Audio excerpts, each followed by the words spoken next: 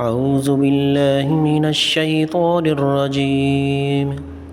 بسم الله الرحمن الرحيم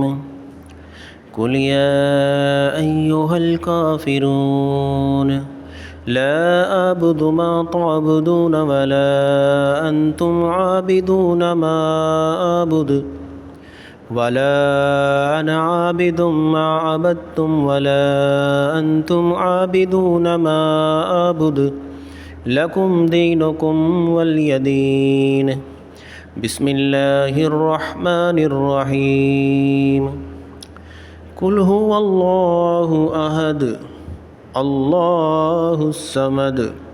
لم يلد ولم يولد ولم يكن له كفوا أحد بسم الله الرحمن الرحيم قل أعوذ برب الفلق من شر ما خلق ومن شر غاسق إذا وقب ومن شر النفاثات في العقد